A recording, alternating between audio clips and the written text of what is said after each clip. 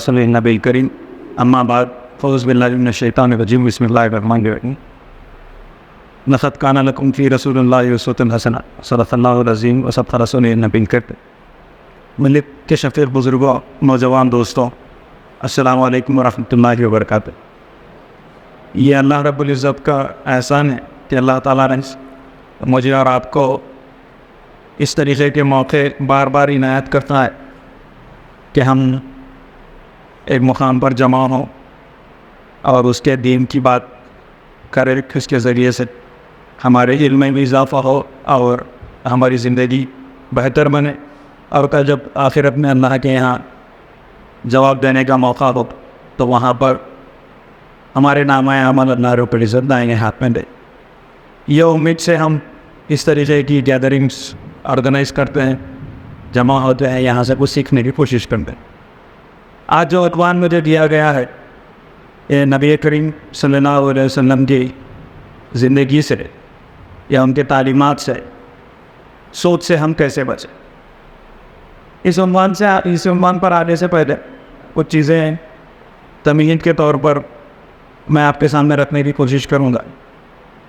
اول تو یہ کہ اگر ہم دنیا کا جائزہ لیتے ہیں، دنیا کی طرف نظر اٹھا کر دیکھتے ہیں تو ہمارے ذہنوں میں یہ بات آتی ہے، یا سوشل میڈیا کے ذریعے سے ہم ان چیزوں کو دیکھتے ہیں، ہم غور و فکر بھی کرتے ہیں کہ دنیا میں بہت سارے مسائل، اگر ان مسائل پر روشنی ڈالنے کی کوشش کریں گے تو کچھ ایسے مسائل ہیں جو ریجن سے تعلق رکھتے ہیں۔ ہندوستان میں کچھ اور مسائل ہوں گے، پاکستان کے کچھ اور مسائل ہوں گے، امریکہ کے کچھ اور مسائل ہوں گے، فلسطین میں کچھ اور مسائل ہوں گے۔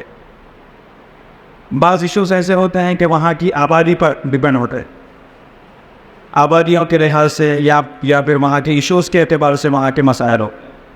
اگر اسلامی نقطہ نظر سے ہم دنیا کا جائزہ لینے کی کوشش کرتے ہیں کہ دنیا میں کون سے ایسے بڑے مسائل ہیں جن کو ہم سب سے بڑا مسئلہ سمجھتے ہیں آج کے دور میں، اگر یہ سوال میں آپ سے کروں تو آپ اپنے ذہن میں بھی اس کو سوچنے کی کوشش کریے، غور و فکر کرنے کی کوشش کریے کہ دنیا میں کون سے ایسے بڑے مسائل ہیں جو اسلام کے نقطہ نظر سے، جو انسانیت کو بہت زیادہ نقصان پہنچانے والے مسائل ہیں، کون سے ہو سکتے ہیں۔ آپ تھوڑی دیر کے لیے اس پر غور کرنے کی کوشش کریے، یا آپ میں سے کوئی جواب دینا چاہتے ہیں تو بلا جھجک جواب دے سکتے ہیں۔ 1 2 3 ایسے ایشوز بتا دیجئے جو دنیا میں آج سب سے بڑے ایشوز ہیں، جس کو لے کر پوری انسانیت خسارے میں، یا پوری انسانیت اس برائی پہ مبتلا، یا پوری دنیا جو ہے اس مسئلے میں جگڑی ہوئی ہے۔ ایک سود کا معاملہ ہے جی، اور بے حیائی، شراب جی، ایڈکشنس، اور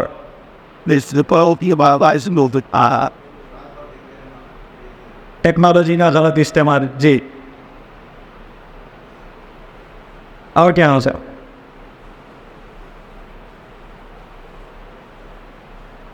انسانوں کو صحیح راستے پر چلنے سے روک کر غلط راستے کی طرف آمادہ کرنے والے مسائل، یا انسانیت کو، میں مسلمانوں کو نہیں بول رہا ہوں، پوری انسانیت کو نقصان پہنچانے والے، اگر اس طریقے کے مسائل ہم نوٹ ڈاؤن کرنے کی کوشش کریں گے، ہر ایک کے ذہن میں کچھ نہ کچھ ایشوز ہوں گے، اور ان کے حساب سے وہ سمجھیں گے یہ سب سے بڑا ایشو، وہ صحیح غلط کا کوئی کنسرن نہیں ہے، لیکن ہم پریورٹائز کرنے کی کوشش کریں گے تو سب سے بڑا مسئلہ آج دنیا میں کوئی ہے تو وہ شرک ہے۔ سب سے بڑا مسئلہ یہ شرک کا ہے۔ پچھلے دنوں میں ہماری آنکھوں کے سامنے کئی ایسے بتوں کی لوگ پوجا کرتے رہے، یہ ایک سب سے بڑا مسئلہ ہے۔ مطلب وہ پوری انسانیت کا ایک بہت بڑا حصہ برائی کی طرف، سب سے بڑا گناہ، سب سے بڑا مسئلہ دنیا کا وہ شرک۔ دوسرا سب سے بڑا مسئلہ طاغوت ہے۔ طاغوت میں یہ تمام چیزیں، کسی نے کہا ایڈکشنز، کسی نے کہا ٹیکنالوجی کا غلط استعمال، موبائل کا غلط استعمال، کسی نے کہا الکحل، یہ پورے طاغوت والے چیزیں۔ جو اللہ کو انکار کرنے والی جو چیزیں، اللہ کے حکم کو چھوڑ کر کسی اور حکم کو ماننے والی چیزیں، تو یہ طاغوت ہے۔ طاغوت کئی طریقے سے ہمارے درمیان میں آ سکتا ہے۔ یہ دنیا کا آج کا سب سے بڑا دوسرا بڑا مسئلہ ہو سکتا ہے۔ صحیح غلط کا وہ نہیں ہے، آپ میں سے کچھ لوگ اس کو غلط سمجھتے ہیں تو ہو سکتا ہے، لیکن یہ طاغوت جو ہے یہ دنیا کا سب سے بڑا مسئلہ میری نظر میں۔ تیسرا جو سب سے بڑا مسئلہ ہے وہ طاغوت سے جڑا ہوا ہے، اور آج اسی کی ہماری ٹاپک ہے، وہ سود ہے۔ کیوں سود ہے؟ وہ سود کو ہم سمجھنے کی کوشش کریں گے۔ سود ایک ایسا لفظ ہے یا ایک ایسا پرنسپل ہے جو غریب کو غریب کرتے چلا جائے گا اور امیر کو امیر بنا کر جائے گا، اور جس کے پاس پاور ہوگا وہ لوگوں پر جبر کرنے کی کوشش کرے گا۔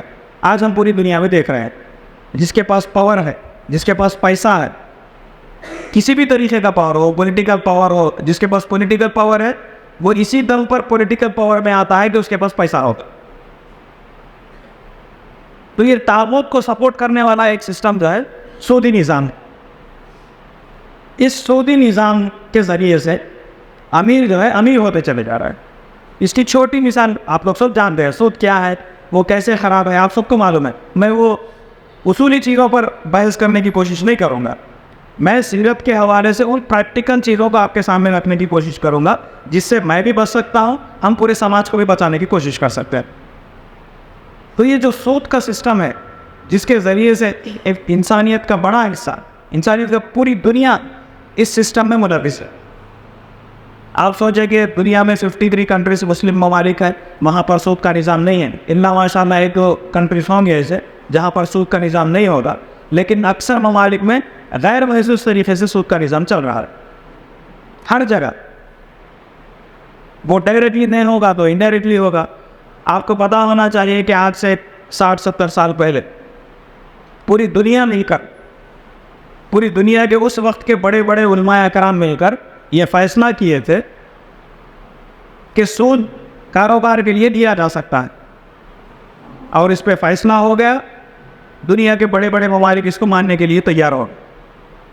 اس وقت مولانا مودودی رحمۃ اللہ علیہ ایک کتاب لکھتے ہیں سود نام سے،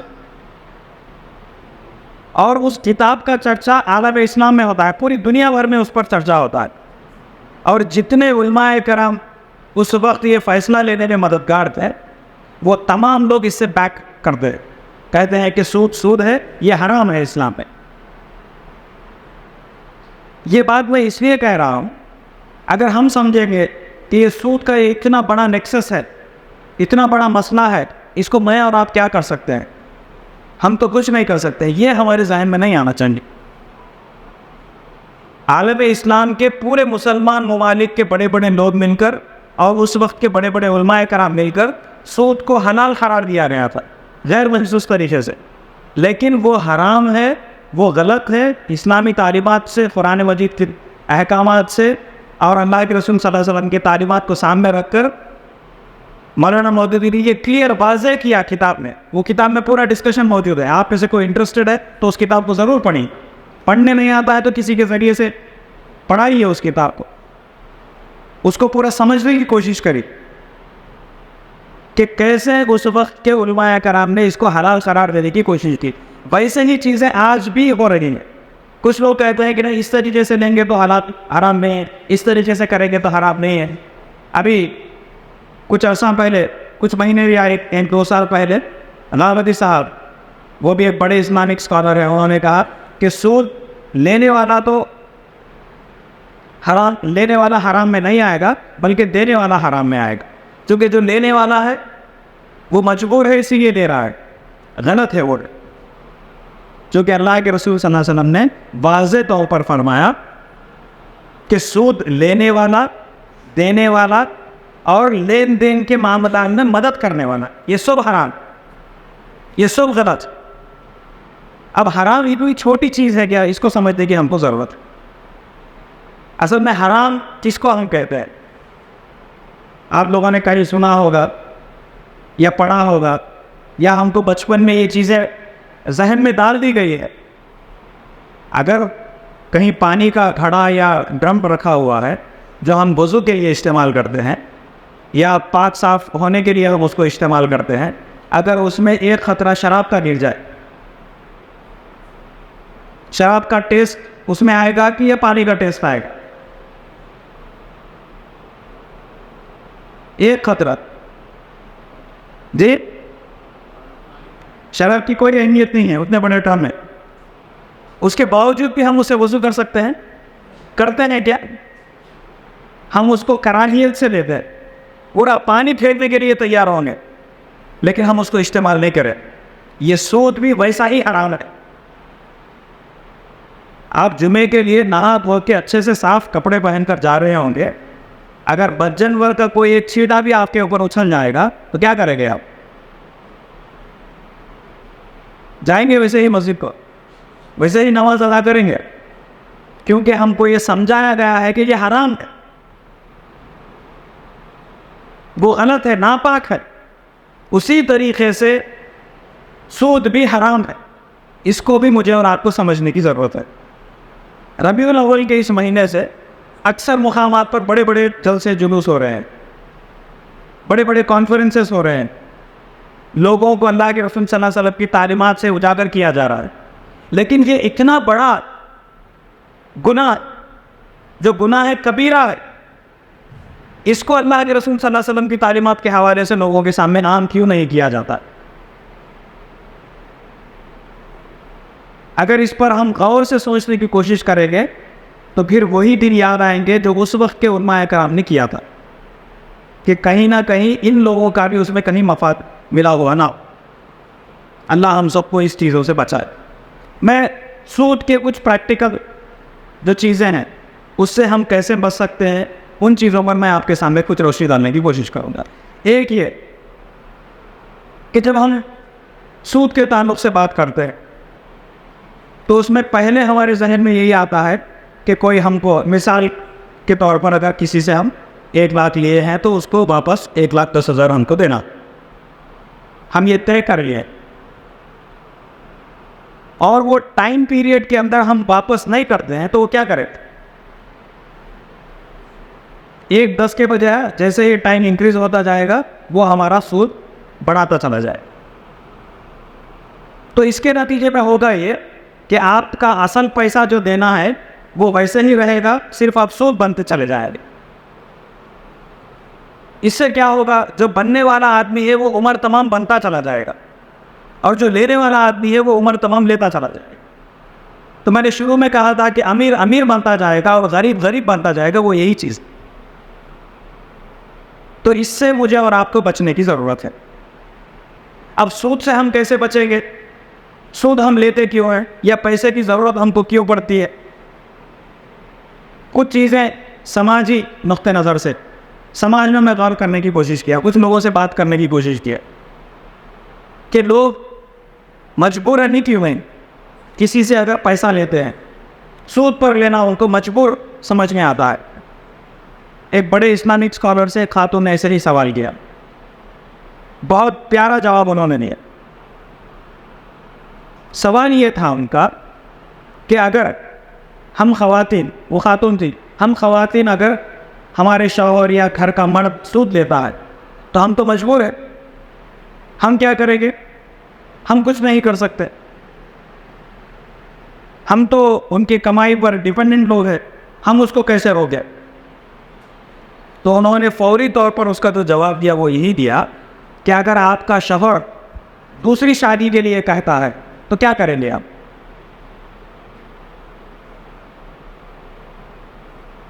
جب ہم کو مجبوری یاد نہیں آتی ہے، جب ہم کو ڈیپینڈنسی یاد نہیں آتی ہے، یہ تو قرآن میں جائز قرار دیا گیا ہے، 2 3 4 شادی کر سکتے ہیں، لیکن جو سود حرام ہے وہاں پر آپ کو بچوں کی دنیا یاد آئے گی، آپ کی ڈیپینڈنسی یاد آئے گی، آپ کا روزی روٹی کا مسئلہ سمجھ میں آئے گا، لیکن اس چیز کو روکنے کے لیے آپ اپنے آپ کو تیار نہیں کرتے۔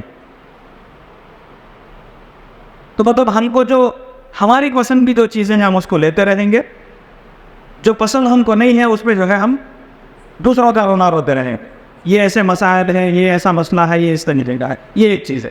دوسری چیز یہ جو سود لیتے ہیں ان کے تعلق سے، یا لیے نہیں کسی وجہ سے.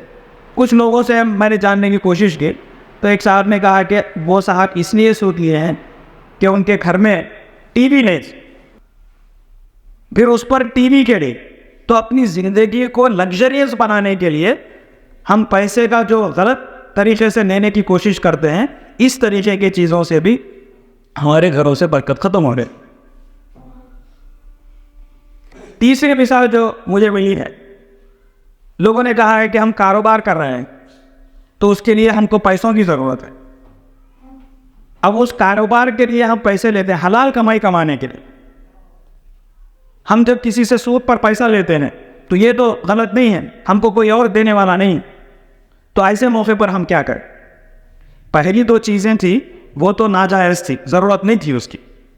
لیکن ابھی جو چیز ہے یہ ضرورت کی ہے اور کوئی غلط کام بھی نہیں ہے. وہ اپنا کاروبار کرنے کے لیے کوئی اس کے رشتہ دار نہیں دے رہے ہیں یا کہیں سے بھی ان کو موقع نہیں ہے, تو ایسے موقع پر وہ کوشش کر رہے ہیں کہ کہیں سے سود پر پیسہ لیں اور اپنے کاروبار کو ڈیولپ کریں تو کوشش کریں, یا اپنی روزی روٹی کمانے کی کوشش کریں. اس میں کیا حرج ہے, اس میں کیا غلط ہے؟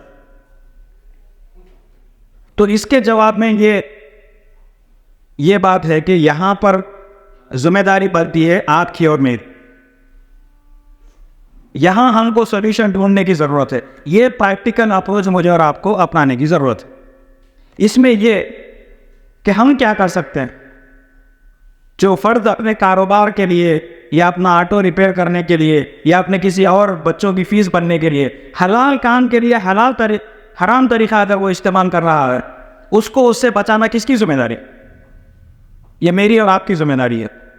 ہم بڑے بڑے دعوے کرتے ہیں کہ ہم اللہ کے رسول صلی اللہ علیہ وسلم کی امتی, تو کیسے امتی ہے؟ جس وقت میں جس فرد کی ضرورت پر ہم کام نہیں آئیں گے تو ہم کیسے اللہ کے رسول صلی اللہ علیہ وسلم کی امتی ہے؟ اور ہم کیسے دعویٰ کر سکتے ہیں کہ حج کا کوثر کے ہاؤس پر اللہ کے رسول صلی اللہ علیہ وسلم ہم کو زمزم کا پانی پلائے؟ کیسے ہوگا؟ اب ہم کو کرنا کیا ہے ایسے چیزوں پر؟ آپ تھوڑی دیر کے لیے غور کریے. اللہ کے رسول صلی اللہ علیہ وسلم کی تعلیمات سے ایک صحابی رسول نے کہا کہ پڑوس کے تعلق سے جو اللہ کے رسول صلی اللہ علیہ وسلم ان کے پڑوسیوں کے حقوق کے تعلق سے بتا رہے تھے, تو ایک صحابی نے کہا کہ کہیں اللہ کے رسول صلی اللہ علیہ وسلم وراثت میں بھی ان کا حصہ نہ رکھتے. مطلب پڑوسیوں کے حقوق کے تعلق سے اتنی بڑی وضاحت اللہ کے رسول صلی اللہ علیہ وسلم کے تعلیمات سے ملتی ہے. یہ حرام سے بچنے کے لیے اس سے بھی زیادہ ہماری ضرورت ہے وہاں پر. اس کو مجھے اور آپ کو سمجھنے کی ضرورت ہے. ہو سکتا ہے کہ ٹاپک آپ کو تھوڑا ڈرائی محسوس ہوگا, لیکن اس کو سمجھنا بہت ضروری ہے. جب تک ہم اس طریقے کے بڑے بڑے مسائل کو حل کرنے کی کوشش نہیں کریں گے تو یہ 5 وقت کی نماز, یہ روزے, یہ زکوٰۃ, یہ حج کوئی کام آنے والا نہیں ہے ہمارا. اللہ تعالیٰ ہم کو صرف ان چیزوں کے لیے نہیں بھیجا ہے اس دنیا میں. یہ تو فرض ہے ہم کو کرنا ہی. جہاں پر ہم اچھائیوں کو فروغ دیں گے وہیں پر برائیوں کو بھی ختم کرنا میری اور آپ کی ذمہ داری. اگر ہم برائیوں کے خاتمے کے ازالے کے لیے اپنے آپ کو تیار نہیں کریں گے تو کل قیامت میں اللہ تعالیٰ ہم کو ضرور ہمارا گریبان پکڑے گا. اور قیامت کے اس منظرنامے کو غور کرنے کی اگر ہم کوشش کریں گے تو اللہ کے رسول صلی اللہ علیہ وسلم فرماتے ہیں کہ جو سنگ دنیا میں, جو بکری کا سنگ ہے اور ایک بکری کے بغیر سنگ کی جو ہے وہ اس کو مارتی ہے, تو اللہ تعالیٰ قیامت کے دن دنیا میں جس بکری کو سنگ نہیں تھے اس کو سنگ دے گا, اور جس کو سنگ تھے اس کو سنگ نکال کر کہے گا کہ اس کو مار. اتنی چھوٹی چیز کو بھی اللہ تعالیٰ جو ہے بھولنے والا نہیں ہے, اوائڈ کرنے والا نہیں. تو ہم کو ضرورت اس بات کی ہے کہ اس بڑے مسئلے کو سمجھنے کی کوشش کریں اور اس کا حل کی طرف سولوشنز نکالنے کی کوشش کریں. اب میں آتا ہوں اپنی گفتگو کے اس پہلو پر جہاں پر ہم اس کے سولوشنز کیسے نکال سکتے ہیں اللہ کے رسول صلی اللہ علیہ وسلم کی تعلیمات سے. نمبر 1 چیز یہ کہ ہم انفرادی طور پر ہم کوشش کریں کہ ہم ڈھونڈنے کی کوشش کریں گے. نمبر 1 ہمارے رشتہ داروں کا حصہ. جب ہم زکوٰۃ دیتے ہیں تو اس وقت ہم کو یہ کہا جاتا ہے, رمضان میں یہ چیزیں یاد دلائی جاتی ہے ہم کو, جو کوئی بھی زکوٰۃ نکالتا ہے وہ زکوٰۃ کے لیے اس کے پہلے حقدار اس کے رشتہ دار ہیں، رائٹ؟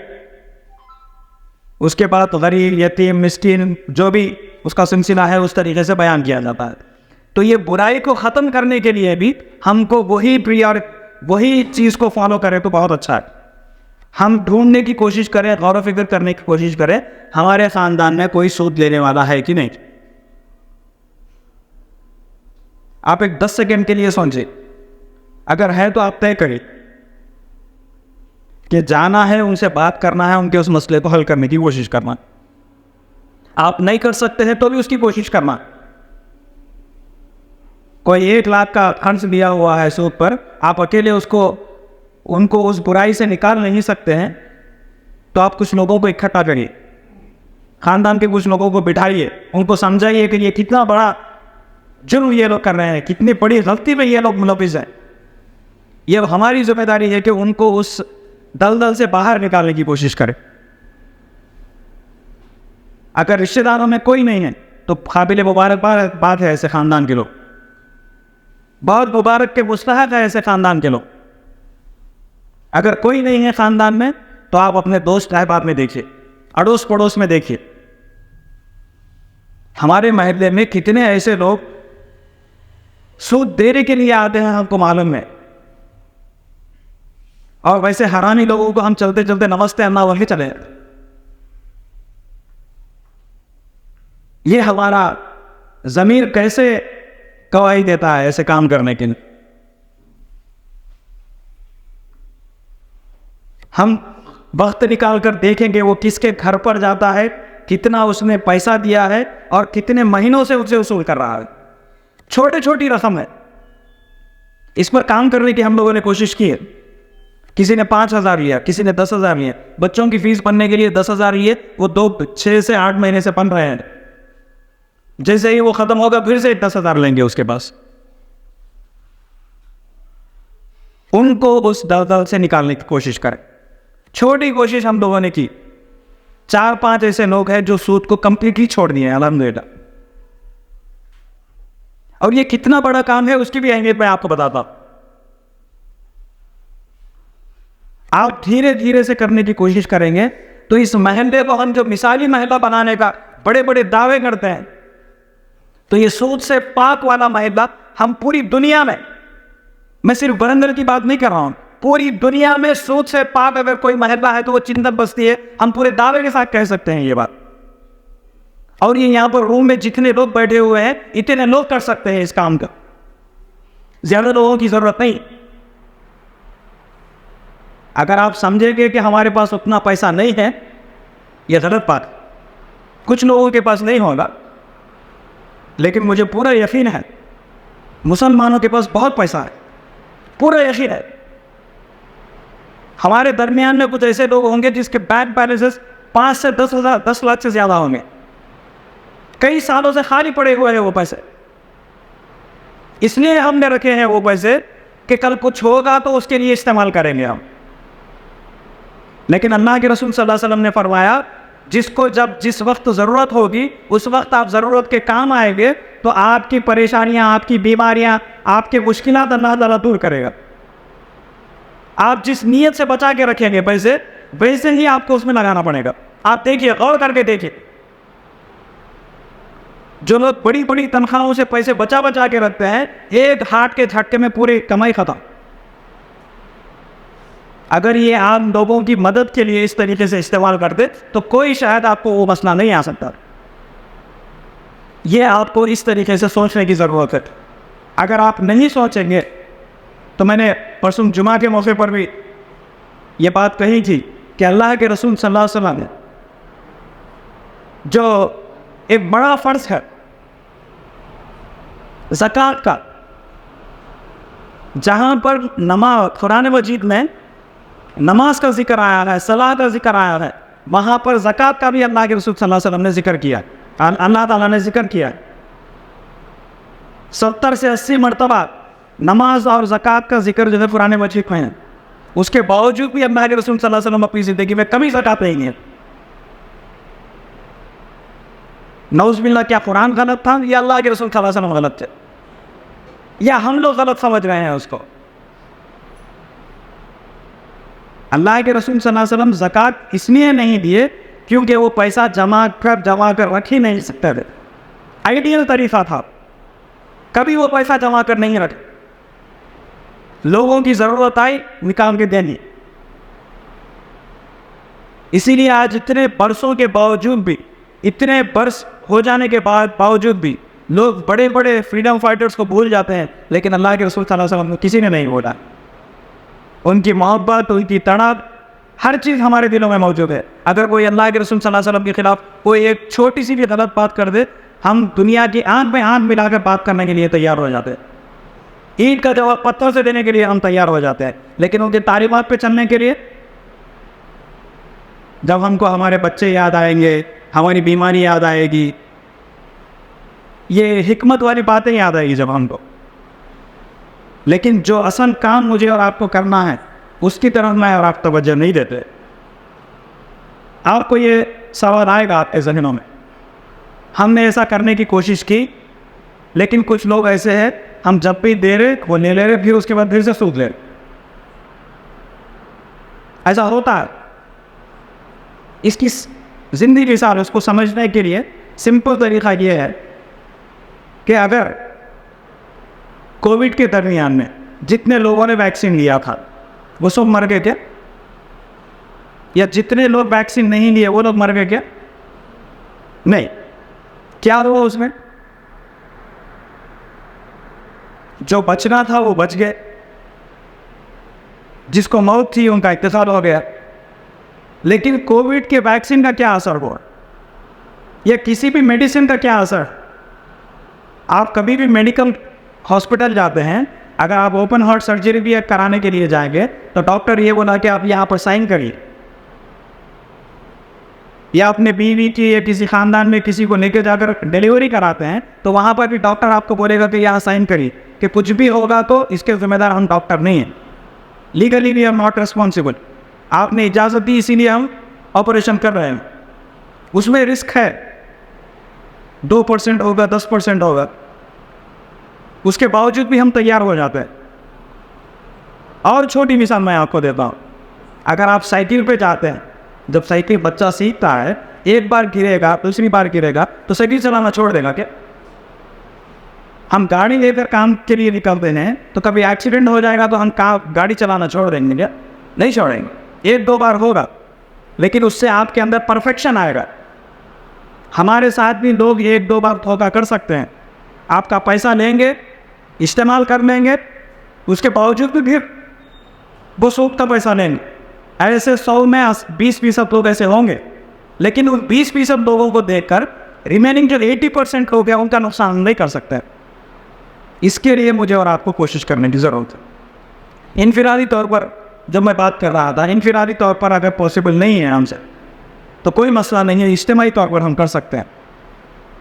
اجتماعی طور پر کرنا بہت اعلیٰ طریقہ, بہت اچھا ہے. پچھلے کچھ مہینوں سے, پچھلے کچھ 1-2 سال میں جو ہے چنتن محلہ میں ہم نے اس طریقے کی کوشش کی ہے. ایک صاحب نے 50,000 دیا, کسی نے 1 لاکھ دیا, کہا کہ خالی بینک میں رکھنے سے اچھا ہے کہ آپ اس کو استعمال کریں. تو وہ روٹیشن کرتے کرتے 4 سے 5 ایسے فیملی سے وہ کمپلیٹ سود سے پاک ہو گئے. وہی پیسے کو انہی کے درمیان میں روٹیٹ کر رہے. ایسے اور بھی لوگ اگر اکٹھا ہوں گے, اور بھی لوگ جمع ہوں گے تو اور اچھا ہوگا. یہ ماڈل کو ہم کسی اور کے سامنے رکھیں تو لاری ایسوسیشن پہ کچھ لوگ تھے یہاں پر, وہ بولے کہ یہ اچھا طریقہ ہے, ہم اس کو امپلیمنٹ کرنے کی کوشش کریں. 150 سے شاید 200 ممبر ہے اس کے, ہر مہینہ 200 وہ جمع کر رہے ہیں, اور جس کو بھی ضرورت ہے, کسی کو 5,000, کسی کو 10,000, وہ کسی اور کے پاس لینے کے بجائے یہاں سے لے. جو کوڈ سیٹ کا ایسوسیشن ہے وہاں پر بھی اس طریقے کا کئی برسوں سے چل رہا ہے. ان کو تو مہینے میں 1 لاکھ تک کا لون دیا جاتا ہے تاکہ وہ سود کی لعنت سے بچ سکے. تو ایسے ماڈل ہمارے پاس موجود ہے, اس پر غور کریں, اس طریقے کے ماڈلز اور محلوں میں کرنے کی کوشش کریں. یہ کانسیپٹ کو میں غیر مسلم کے ساتھ, جو لیفٹسٹ ہے, خدا پہ بھروسہ رکھنے والا نہیں ہے, ایسے آدمی کے ساتھ میں ڈسکس کرتا رہا تو بولا کہ یہ آپ کا کانسیپٹ بہت اچھا ہے, بہت اچھے طریقے سے آپ کرنے کی کوشش کر رہے ہیں, لیکن اس سے آپ کو کیا پرابلم ہوگا معلوم ہے کیا؟ پوچھا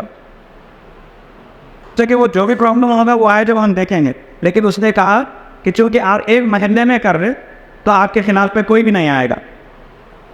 اگر یہ بات جب پھیلے گی، چنتن میں ہو رہا ہے، تو یہاں سے جو سود دینے والے لوگ ہیں یہاں سے نکلیں گے، وہ کسی اور محلے میں جا کے سود دینا شروع کریں گے. تو آپ بازو میں لیبر پارٹی میں جائیں گے، جان بخش شہید میں جائیں گے، خلاور رکن میں جائیں گے، شیوا نگر میں جائیں گے. دھیرے دھیرے آپ اس کام کو پھیلانے کی کوشش کریں گے. جتنے سود دینے والے لوگ ہیں وہ پورے سر جوڑ کے بیٹھیں گے، آپ کے خلاف میں کارروائی کرنا شروع کریں. یہ مسائل ہم کو آ سکتے ہیں. اسلام پہ چلنا کیک کاٹنے اتنا آسان نہیں. اور جو سود لیتا ہے دیتا ہے، لینے والے کو جو ہے پاک رسول صلی اللہ علیہ وسلم نے کہا کہ وہ اللہ اور اس کے رسول کے خلاف میں جنگ کرنے کے برابر. اب ہم اس جنگ میں شامل ہیں. ہم اس جنگ میں شامل ہیں جس جنگ میں پورے عالم اسلام کے دشمن موجود ہیں. ڈاکٹر اسرار احمد صاحب مرحوم رحمۃ اللہ علیہ، وہ کہتے ہیں کہ یہودیوں کو اگر آپ کو ہرانا ہے، یہودیوں کی اگر آپ کو کمر توڑنا ہے، تو جو سود کا نظام پوری دنیا میں بنا ہوا ہے اس کو توڑنے کی کوشش کریے، اس کے خلاف میں آپ کارروائی کریں. ہم اس سود کے نظام کو توڑنے کے لیے اس محلے سے شروعات کی ہے. یہ وہ بابرکت والا محلہ ہے جہاں سے ہم پورے عالم اسلام کے اس سسٹم کو تباہ کرنے کا ویژن رکھتے ہیں. لیکن شروعات کہیں سے کرنا ہے. وہ آپ کے گھر سے ہوگی، آپ کے خاندان سے ہوگی، آپ کے رشتہ داروں میں ہوگی، آپ کے محلے میں ہوگی، کہیں سے بھی شروعات ہو سکتی ہے. لیکن اس کو شروع کرنا بہت ضروری ہے. یہ لاری ایسوسی ایشن کا ایک جو چھوٹا انجمن ہے، اس انجمن سے کوئی بڑا کارنامہ نہیں ہو سکتا ہے. اس طریقے کے 2500 انجمن کی ضرورت ہے. ہم الگ الگ ڈومین کے لوگ الگ الگ طریقے سے اس کو شروعات کریں. اور یہ جو جال یہ لوگ دھیرے دھیرے سود کی جال بچھائے ہوئے ہیں، اس جال کو ختم کرنے کے لیے ہم بھی اس کے خلاف میں ایک آلٹرنیٹ سولوشن لوگوں کو دینے کی ضرورت. اب اس کے لیے آپ کو پیسہ بھی لگانا پڑے گا، وقت بھی لگانا پڑے گا، صلاحیتیں بھی لگانا پڑے گا. اس کی کوشش مجھے اور آپ کو کرنا ضروری. یہ تیسری بات ہے. چوتھی بات یہ کہ جب ہم سود کی لعنت کی بات کرتے ہیں، یا سود سے جو ہم بچنے کی پرسنلی ہم کیسے بچیں، یا ہم کیسے ملوث ہیں سود والی چیزوں میں، اس پر ہم غور کرنے کی کوشش کریں. یہ بال سے باریک جیسی برائی ہے جو ہمارے درمیان میں گھس گئی. میں ہمارے بہت قریبی لوگوں کو جانتا ہوں، بہت اچھے نیک اچھے گھرانے کے پڑھے لکھے لوگ، گورنمنٹ امپلائیز، ایک ہی فیملی میں 2 لوگ، ایک بیٹا باہر ہے، دونوں یہاں پہ کما رہے ہیں، سب اچھا ہے الحمدللہ. وہ ان کی بیٹی کا رخصہ دینے کے لیے آئے شادی. ان سے سوال کیا گیا کہ کیسا آپ کر رہے ہیں یا کس طریقے کا وہ معاملہ ہے، وہ تمام تفصیلات بتائے. اور جس لڑکے کو وہ دے رہے ہیں وہ انہی کے خاندان کا ہے،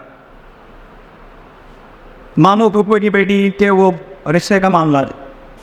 تو وہ کہہ رہے ہیں کہ پوری تیاریاں ہو گئی ہے، صرف کھانا کھلانے کے لیے پیسوں کی ضرورت تھی، تو 1.5 لاکھ میں سود پہ لیا.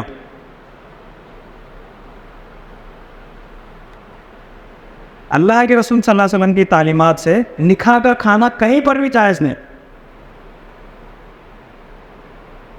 اور اس کھانے کو کھلانے کے لیے وہ اپنے پورے رشتہ داروں کو، اس میں بہت لوگ حلال رزق کمانے والے بھی ہوں گے، ہم ایسا ہی اچھا گمان کریں، اور ان سب کو حرام پیسوں سے کھانا کھلا رہے ہیں. اور ہم اس خوشی سے جاتے ہیں کہ ہم کو سنت کا وہ پارٹ یاد ہے، دعوت قبول کرنا سنت ہے.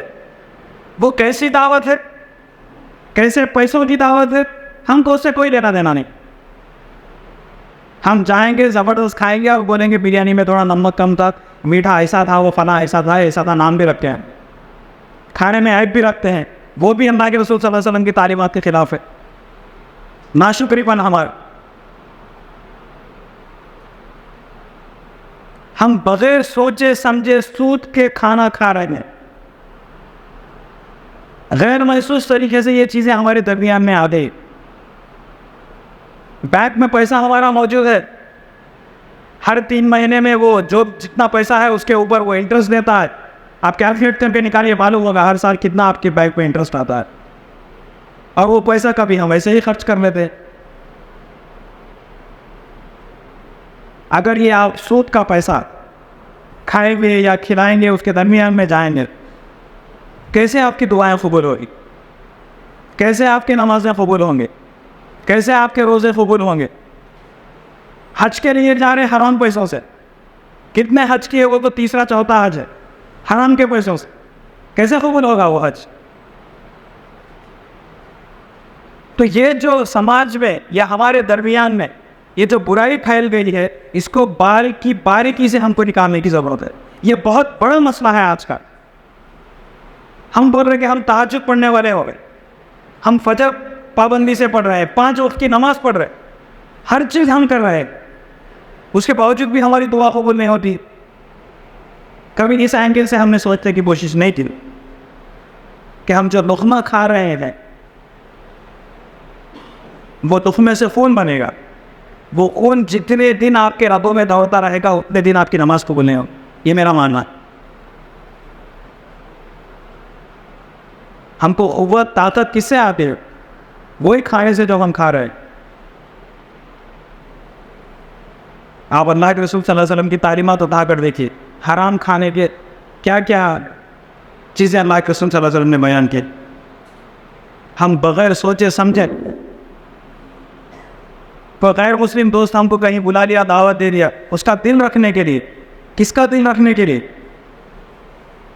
ایک کافر کا دل یا غیر مسلم کا دل رکھنے کے لیے آپ کس کا دل توڑ رہے ہیں؟ آپ کس کے احکامات توڑ رہے ہیں؟ اللہ اور اس کے رسول کے احکامات کو توڑ رہے ہیں۔ اس کی کوئی ہم کو سمجھ یاد نہیں آتی ہے۔ جب اس وقت میں شادی میں نہیں گئے تو خالہ ناراض ہوتے، پھپھو ناراض ہوتے، ماموں پریشان ہوتے، اللہ اور اس کے رسول پریشان ہوتے ہیں آپ کے لیے۔ اللہ کے رسول صلی اللہ علیہ وسلم آخری وقت تک کہتے رہے کہ میرے امتیوں کو جو ہے اللہ تعالیٰ تم مغفرت کر دے، بغیر دیکھے ہمارے لیے وہ دعا کر رہے تھے۔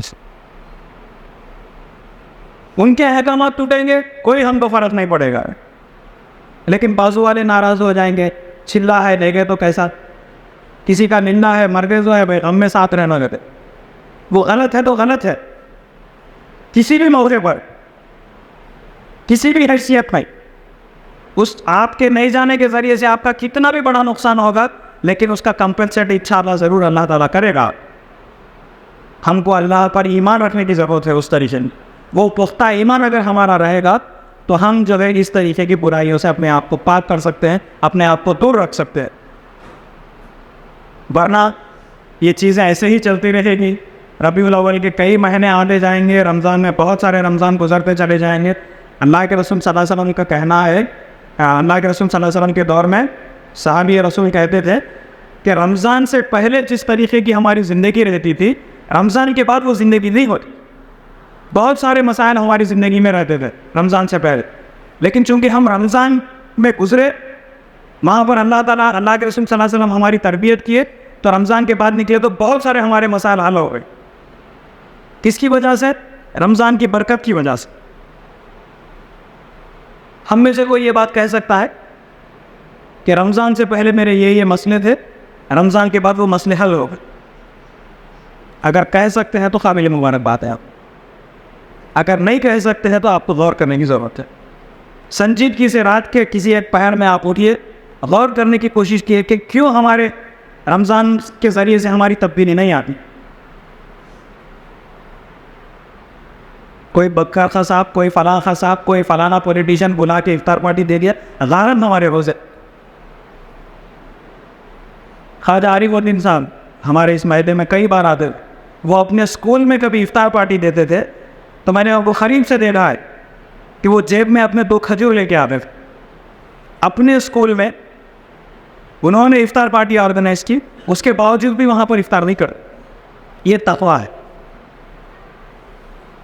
فلاں عالم دین بول دیے، فلاں مولانا بول دیے، فلاں مفتی صاحب نے کہہ دیا کہ وہ کھا سکتے ہیں، اجازت ہے، وہ ہمارا ٹیکس کا پیسہ ہے، انہوں کہاں سے لا رہے ہیں؟ یہ سب باتیں کرنے والے، یہ سب فتوے۔ آپ کو یہ فتوے کو اور تقوی کو فرق کرنے کی ضرورت ہے۔ ہم تقوی بھری زندگی گزارنے کی کوشش کریں تو اس دنیا میں بھی انشاءاللہ ہم ضرور کامیاب ہوں گے، اور کل آخرت میں بھی اللہ تعالیٰ ہم کو جو ہے کامیابی سے سرفراز کرے گا۔ ورنہ اس طریقے کے بہت سارے پروگرامز میں آپ آئیں گے، اٹھنے کے بعد بولیں گے اظہر صاحب مست تقریر کریں، آپ بہت اچھا دکھا ہم کو، یہاں سے نکل جائیں گے، پھر کوئی دعوت دے گا، کھا لیں گے، سب برباد۔ یا کہ بیٹھنا کوئی فائدہ مند نہیں ہوگا. پھر آپ ڈیسائیڈ کر کے اٹھیے. آپ کو طے کر کے اٹھنا ہے کہ میں اپنی بچی ہوئی زندگی میں کم سے کم ایک خاندان کے فرد کو یا ایک محلے کے کسی فرد کو, کسی ایک خاندان کو اس سود سے باہر نکالنے کی میں کوشش کروں گا. یہ اس لیے کوشش کروں گا کہ پوری دنیا کے نظام سے مجھے اور آپ کو لڑنا ہے. لیکن شروعات وہ یہیں سے ہوئے. جتنے بھی نبی آئے وہ جھنڈ کے جھنڈ نہیں آئے, اکیلے نہیں آئے, لیکن پورے سماج میں گریٹ امپیکٹ کریٹ کر کے چلے گئے. ابراہیم علیہ السلام کے تعلق سے قرآن مجید میں آتا ہے کہ وہ اپنے آپ ایک تحریک تھے, نکلے اکیلے ہی کام کرتے ہوئے چلے گئے. گھر والے گھر سے نکال دیے, ہمارے اصولوں کے خلاف یہ کام کر رہا ہے تو ٹھیک ہے گھر سے نکال گئے. محلے والے بائیکاٹ کیے, محلے سے نکل گئے. بادشاہ ملک بدل کر دیا, ملک کے باہر چلے گئے, لیکن اپنا وہ کام نہیں چھوڑے جو اللہ تعالیٰ نے ان کو کہا کہ یہ کرنا ہے. اتنی پریشانیاں, اتنی مصیبتیں جھیلنے کے باوجود بھی وہ کام کرتے رہے. اللہ کے رسول صلی اللہ علیہ وسلم کے ساتھ کیا ہوا کہ جب وہ اسلام کی دعوت دیے لوگوں کو تو پھول کے ہانڈ ڈالے تھے کیا لوگوں نے. ان کا چاچا ہی پہلے ان کے خلاف بات کرنے لگے. طائف میں لوگ جو ہے پتھر برسائے اللہ کے رسول صلی اللہ علیہ وسلم پر. یہ سنت ہم کو یاد نہیں, دعوت کی سنت یاد ہے. اللہ کے بندوں کو اللہ کے دین کی طرف بلانا, اس کے لیے پتھر کھانا بھی سنت ہے. ربیع الاول کے 12 تاریخ کو جلد سے جلوس کر کے شربت پینا یہ سنت نہیں ہے. سنت یہ ہے کہ اللہ کے رسول صلی اللہ علیہ وسلم کے ان تعلیمات کو زندہ کر جو سماج میں ختم ہو رہی. سود پر کوئی بات نہیں کر رہا ہے, آپ سود کے خلاف میں بات کرنے کی کوشش کریے. یہ صرف سنت ہی نہیں بلکہ قرآن مجید پہ اس کو حرام قرار دیا گیا ہے. وہ فرض کو آپ زندہ کرنے والے ہیں. اگر اللہ کے رسول صلی اللہ علیہ وسلم کی کوئی سنت کو زندہ کرتا ہے تو حج مقبول کا اس کو ثواب ہے, تو ہم تو فرض کو زندہ کرنے کی کوشش کر رہے ہیں. اس سے اعلیٰ مقام ہم کو ملے گا انشاءاللہ. اس کے طرف مجھے اور آپ کو متوجہ ہونے کی ضرورت ہے. یہ کام اتنا آسان نہیں ہے, پھر کہہ رہا ہوں میں, اس کے باوجود بھی آپ کو کرنا ہے. اللہ تعالیٰ مسلمانوں کو دین کے کام کے لیے کیوں چنا ہے؟ کیونکہ ہم میں وہ کیپیسٹی ہے. ہم کون ہیں؟ ہم فلانے صاحب کے بیٹے, فلانے صاحب کے بھائی, فلانے کے بھتیجے, ایسا نہیں ہیں. ہم اسلام کے ایمبیسڈر ہیں.